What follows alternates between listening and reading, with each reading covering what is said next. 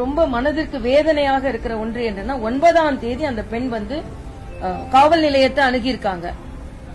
முதல் ராணிப்பேட்டை காவல் நிலையம், அப்புறம் அரக்கோணம் காவல் நிலையம், அப்புறம் டிஜிபி காவல் நிலையம். இந்த அளவிற்கு ஓடினாள் ஓடிக்கொண்டே இருக்கிறாள்னு இவங்க எல்லாம் அன்னைக்கு வசனம் பேசின மாதிரி இன்னைக்கு தமிழகத்துல பெண்கள் ஒரு நியாயத்திற்காக ஓட வேண்டியிருக்கு. எந்த இடத்துலயும் எஃப்ஐஆர் பதிவு செய்யல. யார் மீது குற்றம் சாட்டப்பட்டார்களோ அவரை இன்னைக்கு அவங்க பொசிஷன்ல இருந்து எடுத்திருக்காங்களே தவிர மற்ற வேற எந்த பெரிய நடவடிக்கையும் எடுக்கல. எல்லாவற்றுக்கும் மனவேதனையான ஒன்று அடையாளம். ஒரு பெண் இன்னைக்கு எனக்கு எல்லாத்தோட எங்க எல்லாருக்கும் மனவேதனை என்னன்னா, ஒரு பெண் இன்னைக்கு சொல்லிருக்காங்க, நான் எந்த வலிமையோடு போராட ஆரம்பிச்சேனோ அந்த வலிமையை வலிவிழந்து நான் பார்க்கிறேன். ஏன்னா என்னோட அடையாளங்களை பத்திரிகை சகோதரர்கள் எல்லாம் மனிதாபிமானம் கருதி அந்த அடையாளத்தை மறைத்து என்னை வெளியிட்டார்கள்.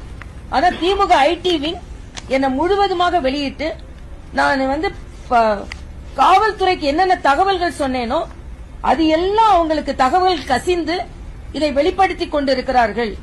நான் ஓடிக்கொண்டிருக்கிறேன், எங்க வீட்டுல அப்பாவுக்கு உடம்பு சரியில்லை. ஆக ஒரு பெண் இந்த அளவிற்கு நியாயத்திற்கு பரிதவிக்க முடியுமான்னு தெரியல. இன்னொன்று 20 பெண்கள் கிட்ட இத மாதிரி பாதிக்கப்பட்டிருக்கிறார்கள் என்ற செய்தியும் அந்த பெண் சொல்லி இருக்கிறார்கள். அந்த பெண் கரெக்டா சொல்றாங்க. என்னன்னா, யார் அந்த பெண்ணு என்கிட்ட கேக்குறாங்க, இவங்க தானே கண்டுபிடிக்கணும். நான் ரொம்ப சீரழிக்கப்பட்டேன், நான் நம்பினேன்.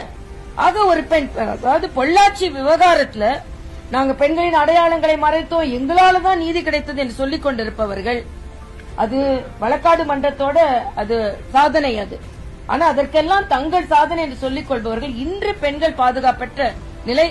அரக்கோணம் எந்த அளவிற்கு தமிழகத்தில் அரக்க குணம் பெண்களுக்கு எதிராக நடந்து கொண்டிருக்கிறது என்பதை அரக்கோணம் நிரூபித்துக் கொண்டிருக்கிறது என்பதுதான் எங்களது தாழ்மையான கருத்து.